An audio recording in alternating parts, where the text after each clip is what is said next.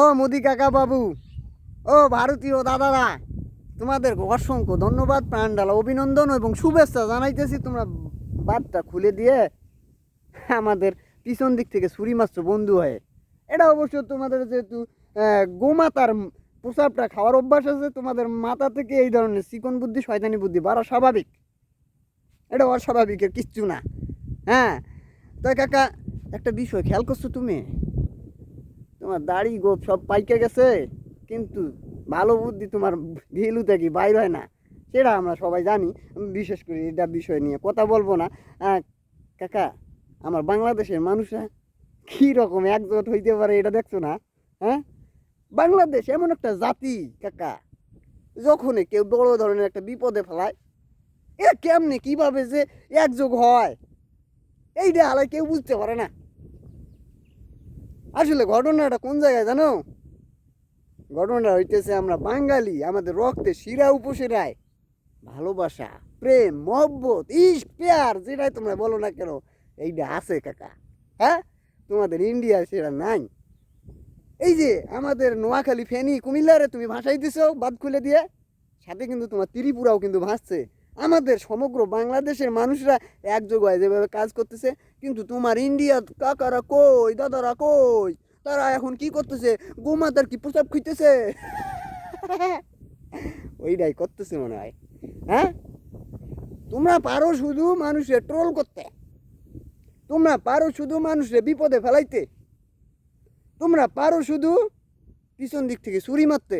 আর আমরা বাঙালি, আমাদের স্বভাব কি জানো? আমরা কিভাবে একজোট হব, কিভাবে একজনের সমস্যা অন্যজন সমাধান করব, আমরা কিভাবে মানুষের ভালো করব, এইটাই হইতে চিন্তা ভাবনা।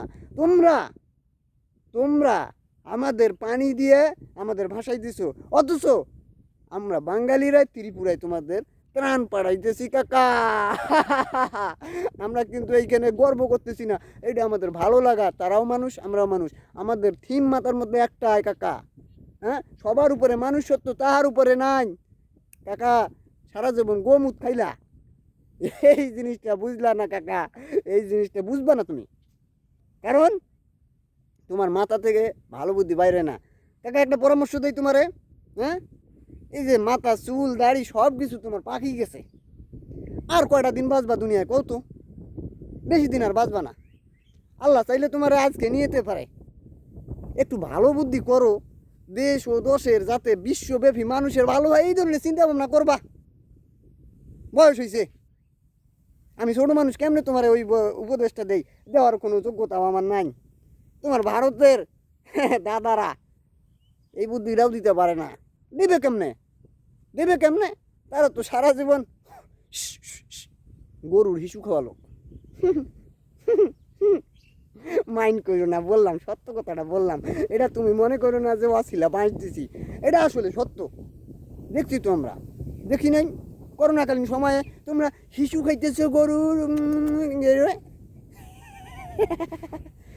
আমরা বাঙালি, আমাদের রক্তের শিরা উপশিরায় কাকা একজোট হওয়ার একটা প্রবণতা, ইচ্ছা শক্তি আছে। আমরা মানুষের ভালোবাসি, এইটা আমাদের প্রধান গুণ। সবার উপরে মানুষত্ব, তাহার উপরে নাই।